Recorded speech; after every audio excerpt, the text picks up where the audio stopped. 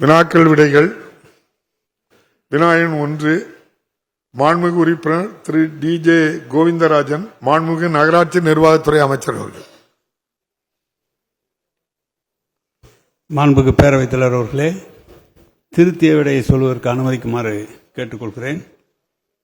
நகர்ப்புற உள்ளாட்சிகளுக்கு அருகில் உள்ள ஊராட்சிகளை நகர்ப்புற உள்ளாட்சிகளுடன் இணைப்பது குறித்து அமைக்கப்பட்ட மாநில அளவிலான குழுவின் பரிந்துரையின் அடிப்படையில் பேரூராட்சிகளின் அருகில் உள்ள ஊராட்சிகளை இணைத்து நகராட்சிகளாக தரம் உயர்த்துவது குறித்த நடவடிக்கை அரசின் பரிசீலனையில் இருந்து வருகிறது. மேற்படி கும்மிடிப்பூண்டி தொகுதி ஊத்துக்கோட்டை பேரூராட்சியை நகராட்சியாக தரம் உயர்த்துவது குறித்த கோரிக்கையும் அக்குழு முன் பரிசீலனையில் வைக்கப்பட்டுள்ளது என்பதை தெரிவித்துக் கொள்கிறேன். மாண்புமிகு உறுப்பினர் கோவிந்தராஜன். மாண்புமிகு பேரவைத் தலைவர் அவர்களே, பெருகி வரும் மக்கள் தொகை கணக்கில் எடுத்து வரக்கூடிய காலங்களில் கும்மிடிப்பூண்டி பேரூராட்சியும் ஊத்துக்கோட்டை பேரூராட்சியையும் தரம் உயர்த்தி நகராட்சியாக மாற்றித் தர வேண்டும் என்று தங்கள் வாயிலாக அமைச்சரை கேட்டுக்கொண்டு, பெருகி வரும் மக்கள் தொகை காரணமாக குடிநீர் பிரச்சனை அதிகமாக வரும் நிலையில் இருக்கின்றது. அதனை கணக்கில் கொண்டு அருகில் உள்ள கண்ணன்கோட்டை தேர்வாய் கண்டிகை ஏரியில் இருந்து கூட்டு குடிநீர் திட்டத்தின் வாயிலாக கும்மிடிப்பூண்டி ஊத்துக்கோட்டை பேரூராட்சிகளுக்கு குடிநீர் வசதியை செய்து தரப்படுமா என்று தங்கள் வாயிலாக கேட்டு அமர்கிறேன். மாண்புமிகு அமைச்சர் அவர்கள். மாண்புமிகு பேரவைத் தலைவர் அவர்களே, நகராட்சியாக தரம் உயர்த்துவதிலே எங்களுக்கு எந்த விதமான ஆட்சேபனையும் இல்லை. அதற்கு தகுந்த வருவாய் இருக்குமானால் அந்த பணியை செய்யலாம். இரண்டாவது, அருகில் இருக்கிற ஊராட்சியை பேரூராட்சியோடு இணைத்து அதை நகராட்சியாக தரம் உயர்த்துவது என்பது அந்த குழுவின் பரிசீலனை இருக்கிறது. பெரும்பகுதியான இடங்களில் 100 நாள் வேலை திட்டம் நகராட்சியாகவும் பேரூராட்சியாகவும் வந்துவிட்டால் 100 நாள் வேலை திட்டம் நின்றுவிடும் என்ற அடிப்படையில் மக்கள் அதை எதிர்ப்பு தெரிவித்ததன் காரணமாக அதை கொஞ்சம் நிறுத்தி வைத்து பரிசீலித்து கொண்டுதான் இருக்கிறார்கள். ரொம்ப அவசியம் தேவையான இடங்களிலே செய்யலாம் என்று அதை பரிசீலனையில் இருக்கிறது. எனவே அந்த பேரூராட்சி எல்லைக்குள்ளாக நகராட்சியாக தரம் உயர்த்துவதில் எந்த விதமான ஆட்சேபனையும் இல்லை.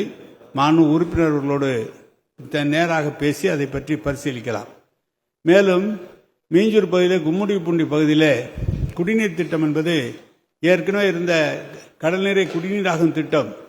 மீஞ்சூரில் கலைஞர் அவர்களால் தொடங்கி வைக்கப்பட்ட அந்த திட்டம் அதனுடைய பொருட்கள் எல்லாம் சேதமடைந்து விட்ட காரணத்தால் அதனுடைய ஒப்பந்தக்காரர் சரியாக நிறைவேற்றாமல் 100 MLD தரக்கூடிய இடத்தில் 20 MLD 30 MLD கொடுத்து அவரும் நீதிமன்றம் சென்று நீதிமன்றத்தில் அவரை இப்போ தவிர்த்து விட்டு நேரடியாக அரசாங்கமே எடுத்து அந்த பணியை செய்து கொண்டிருக்கிறது.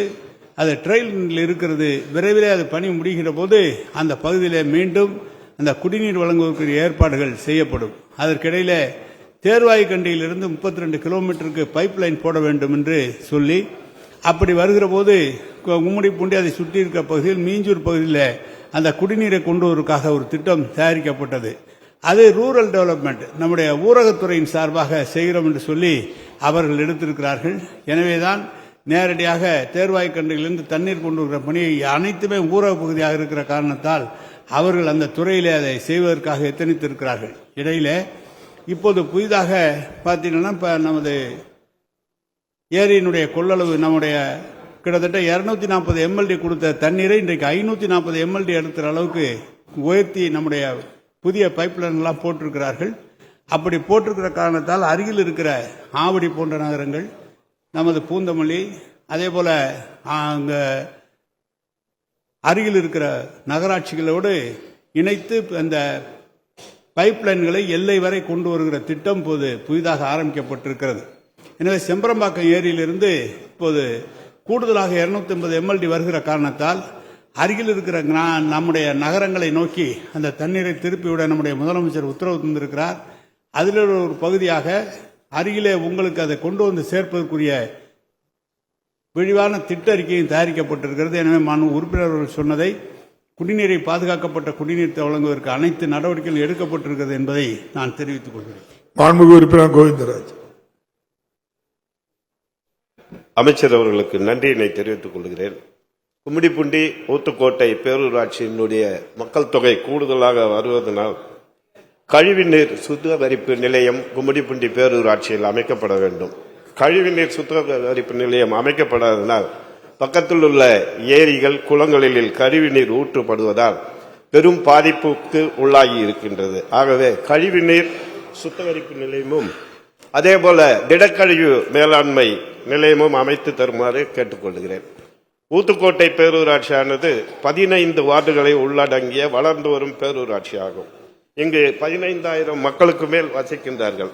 ஆகவே இங்கே திடக்கழிவு மேலாண்மையினை அமைத்து தர வேண்டும் என்றும், ஊத்துக்கோட்டை பேரூராட்சிக்கு உட்பட்ட 13வது வார்டில் 1991-92 ஜவஹர் வேலைவாய்ப்பு திட்டத்தின் கீழ் 76 தொகுப்பு வீடுகள் கட்டப்பட்டு பயனாளிகளுக்கு வழங்கப்பட்டது. இந்த வீடுகள் 35 ஆண்டு காலம் கடந்த நிலையில் பழுதடைந்திருக்கிறது. அதை ஏதாவது ஒரு திட்டத்தின் கீழ் சீரமைத்து தர வேண்டும் என்று தங்கள் வாயிலாக அமைச்சரை கேட்டு அமர்கிறேன். நன்றி, வணக்கம். மாண்புமிகு அமைச்சர் அவர்கள். மாண்பு பேரவைத் தலைவர்களே, பொதுவாக பேரூராட்சிகளிலும் நகராட்சிகளிலும் கழிவு நீரை சுத்தப்படுத்தி மீண்டும் அதை நல்ல நீராக மாற்றி நிலத்தடி நீரை பெருக்குவதற்குரிய திட்டங்களை தொடர்ந்து செய்து கொண்டிருக்கிறோம்.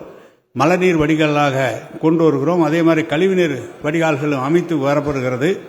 எல்லா பேரூராட்சியிலும் திடக்கழிவு மேலாண்மை திட்டத்தை இப்போது நிறைவேற்றி கொண்டு வருகிறோம். ஒவ்வொரு இடத்திலும் அந்த கழிவுகளை காய வைத்து அதை உரமாக்கி மறுபடியும் விவசாயத்திற்கு கொண்டு வருகின்ற பணியையும் செய்து கொண்டிருக்கிறோம். ஊத்துக்கோட்டை பகுதியை நம்முடைய உறுப்பினர் அவர்கள் கேட்டிருக்கிறார்கள். எனவே பரிசீலித்து அதிகாரிகளோடு தொடர்ந்து அதுக்கு வலியுறுத்தி அந்த பகுதியில் திடக்கழிவு மேலாண்மை திட்டத்தை உண்டாக்குவதற்கு உரிய நடவடிக்கை எடுக்கப்படும் என்பதையும் தெரிவித்துக் கொள்கிறேன்.